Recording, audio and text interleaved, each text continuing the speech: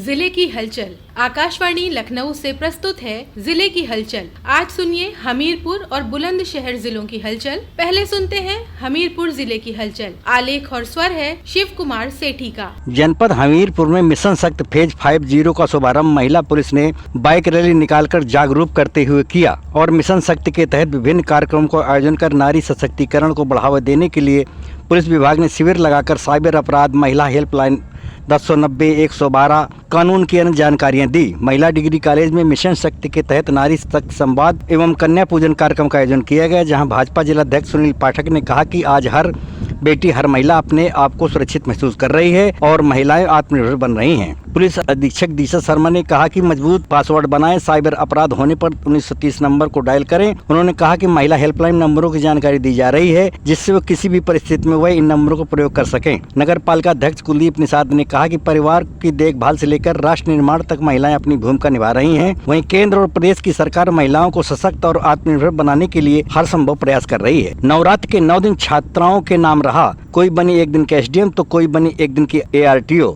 Mission शक्ति अभियान के तहत छात्राओं को एक दिन की प्रधान, एक दिन की विधायक, एक दिन की जिला विद्यालय निरीक्षक, एक दिन की थाना प्रभारी बनाया गया, जहां इंटरमीडिएट की छात्राओं ने सीट पर काबिज होकर फरियादियों की फरियाद सुनी और संबंधित को त्वरित निस्तारण के आदेश दिए और सरकारी अभिलेखों का अवलोकन भी किया। एक दिन के लिए कार्य ग्रहण करके जो कार्य किया उससे पदासीन अधिकारी ने भी छात्राओं की कार्यशैली की तारीफ किया। जनपद हमीरपुर के 7 विकास खंडों में संचालित कस्तूरबा गांधी आवासीय बालिका विद्यालयों की छात्राओं को अब मशीन से बनी रोटियां खाने को मिलेंगी और वॉशिंग मशीन से धुले कपड़े पहनने को मिलेंगे। बिजली व्यवस्था के सुधार के लिए जनरेटर लगवाए जाएंगे। बेसिक शिक्षा अधिकारी आलोक सिंह ने बताया कि जिले भर के 7 ब्लॉकों में कस्तूरबा गांधी आवासीय विद्यालय संचालित हैं। इन विद्यालयों में 700 से अधिक छात्राएं कक्षा 6 से 12 तक की शिक्षा ग्रहण कर रही हैं। विद्यालयों में ही रहने खाने की सुविधा होती है। अभी तक छात्राओं को अपने कपड़े धोने पड़ते थे, वॉशिंग मशीन खरीदने की अनुमति मिल गई है। उन्होंने बताया कि मशीन से बनी रोटियां भी मिलेंगी। केंद्र की मोदी सरकार GST के दामों में कमी करके बाजार में रौनक लौटा दी है। लोगों को मानना है कि केंद्र सरकार का यह कदम सराहनीय है। जनप्रतिनिधियों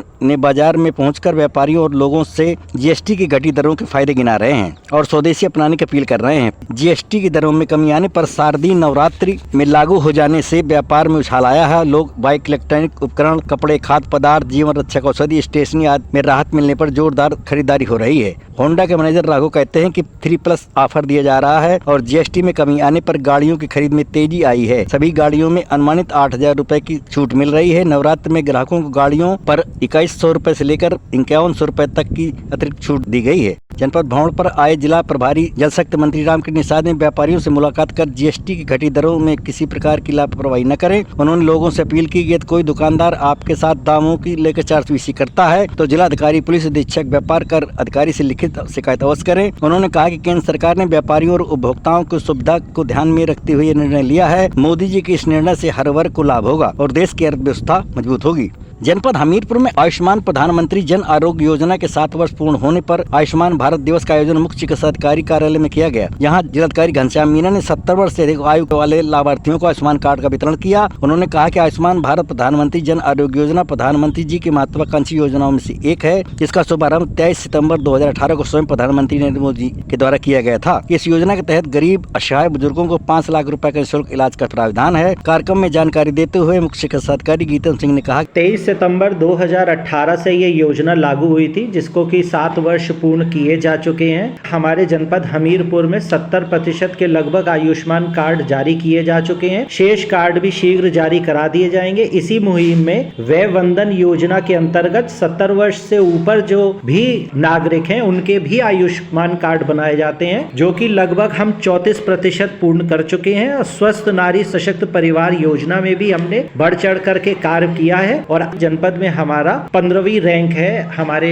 पूरे प्रदेश में। जनपद में कुल 5,30,957 लाभार्थियों के सापेक्ष 3,74,447 लाभार्थियों को गोल्डन कार्ड बनाए जा चुके हैं। अब तक 34,032 मरीजों का निःशुल्क उपचार दिया जा चुका है। जिले में 14 चिकित्सालय योजना से जुड़े हैं। हमीरपुर जिले की हलचल के बाद आइए सुनते हैं बुलंदशहर जिले की हलचल। आलेख और स्वर है श्रीपाल सिंह का। कंबोडिया देश से सिविल सेवा के अधिकारियों का प्रतिनिधि मंडल बीते दिनों बुलंदशहर पहुंचा। शासन के अधिकारियों ने वर्कशॉप करके कार्य करने के तरीकों से अवगत कराया। इस दौरान दोनों देशों के अधिकारियों के विचारों का आदान प्रदान भी हुआ। भारतीय संस्कृति, प्रशासनिक और विकास की नीतियों को सीखने के लिए कंबोडिया देश से गुरुवार को सिविल सेवा के अधिकारियों का प्रतिनिधिमंडल बुलंदशहर में पहुंचा। डीपीएस स्कूल के सभागार में सरकार के संचालन, प्रशासनिक विकास, पुलिस आदि के क्या क्या कार्य हैं और किस प्रकार से लाभार्थियों को लाभ दिया जाता है उसके बारे में प्रशिक्षण के लिए कार्यशाला का आयोजन किया गया। कार्यशाला में कंबोडिया से पधारे सिविल सर्वेंट का पुष्प देकर स्वागत किया गया।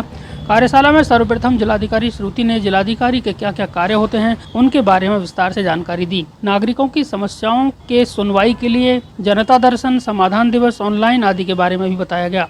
केंद्र राज्य सरकार को संचालित योजनाओं का लाभ पात्र लाभार्थियों तक किस प्रकार पहुंचाया जाता है उसके चयन के बारे में बताया गया। मुख्य विकास अधिकारी निशा अग्रवाल ने विकास विभाग द्वारा जनपद के विकास के लिए किए जाने वाले कार्यों के बारे में भी प्रेजेंटेशन के माध्यम से जानकारी दी। सरकार के प्रतिनिधि के रूप में कार्य कर रहे अधिकारियों, कर्मचारियों एवं जनता द्वारा चुने गए प्रतिनिधियों के दायित्वों के बारे में भी बताया गया। कार्यशाला के समापन पर सभी को एक जनपद एक उत्पाद के तहत खुर्जा पोल्ट्री में बने प्रोडक्ट भेंट किए गए। बीते दिनों प्रदेश सरकार के निर्देश के अनुसार मुख्यमंत्री द्वारा मिशन शक्ति 5.0 का शुभारंभ किया गया। इसी क्रम में जिलाधिकारी श्रीमती श्रुति एवं एसएसपी दिनेश कुमार सिंह ने कोतवाली नगर परिसर में विकसित किए गए महिला सुरक्षा केंद्र का फीता काटकर शुभारंभ किया। इस अवसर पर अपर पुलिस अधीक्षक नगर, सहायक पुलिस अधीक्षक नगर, प्रभारी निरीक्षक कोतवाली नगर एवं अन्य अधिकारी कर्मचारी उपस्थित रहे। डीएम श्रुति ने बताया कि प्रत्येक जनपद में मिशन शक्ति केंद्र खोले गए हैं। जनपद बुलंदशहर में भी मिशन शक्ति केंद्र खोला गया है, जहाँ पे विशेषकर महिला संबंधी जो भी इश्यूज होंगे उनको बहुत ही अच्छे से डील किया जाएगा। ये कार्यक्रम हर ब्लॉक स्तर पे किया गया है। इस मौके पर बुलंदशहर जिले में भी सभी थानों पर आने वाली महिलाओं की सुनवाई के लिए बनाई गई महिला हेल्प डेस्क का दायरा बढ़ाते हुए थाने में महिला पीड़िता के आगमन से लेकर काउंसलिंग, मार्गदर्शन और सहयोग संरक्षण संबंधी सेवाएं प्रदान करने हेतु प्रत्येक थाना परिसर के अंदर एक महिला सुरक्षा केंद्र स्थापित किया जा रहा है।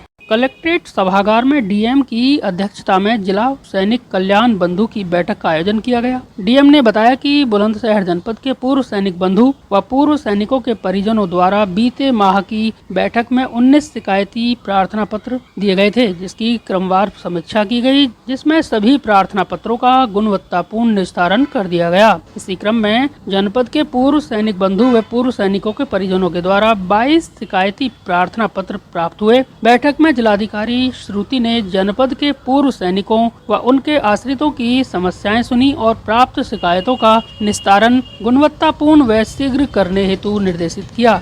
बीते दिनों बुलंदशहर के कलेक्ट्रेट सभागार में जिलाधिकारी श्रीमती श्रुति ने विशेष संचारी रोग नियंत्रण अभियान एवं दस्तक अभियान के सफल आयोजन हेतु जिला स्वास्थ्य समिति की बैठक ली।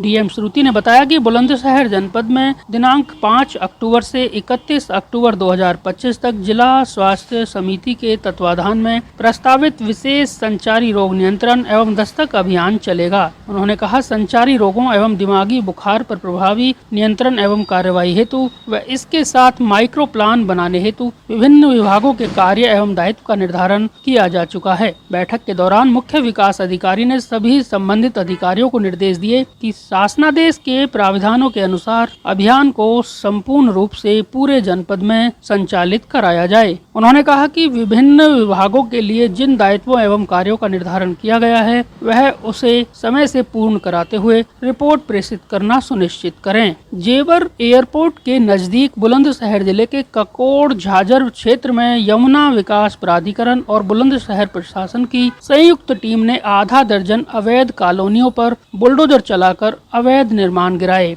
बुलडोजर एक्शन में यीडा ने 500 करोड़ से अधिक मूल्य की प्रॉपर्टी को कब्जा मुक्त करा दिया। जेवर एयरपोर्ट के 15 किलोमीटर के दायरे में यमुना विकास प्राधिकरण की बुलडोजर कार्यवाही से अवैध कॉलोनाइजर में हड़कंप मच गया है। आपको बता दें, यमुना विकास प्राधिकरण ने बुलंदशहर जनपद के 78 गांव को नोटिफाई किया है। इन 78 गांवों में कृषि भूमि की खरीद बिक्री पर पूरी तरह से रोक लगी है। बावजूद इसके भी कॉलोनाइजर का धंधा झाझर ककोड़ में जमकर फल फूल रहा है। लगातार अवैध निर्माण की शिकायत पर यमुना विकास प्राधिकरण और बुलंदशहर प्रशासन की संयुक्त कार्यवाही में झाझर और ककोड़ क्षेत्र में तकरीबन 6 कॉलोनी को जमींदोज किया गया। यमुना विकास प्राधिकरण के ओएसडी शैलेंद्र कुमार सिंह ने बताया, हम लोग एक विधिक कार्रवाई के रूप में सबसे पहले इनको नोटिस जारी करते हैं और इनको हम लोग प्रॉपर पूरा समय देते हैं।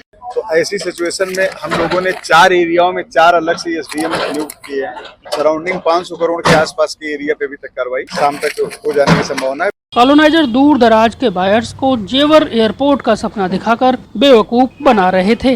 ये था आकाशवाणी लखनऊ के क्षेत्रीय समाचार एकांश द्वारा प्रस्तुत जिले की हलचल का आज का अंक।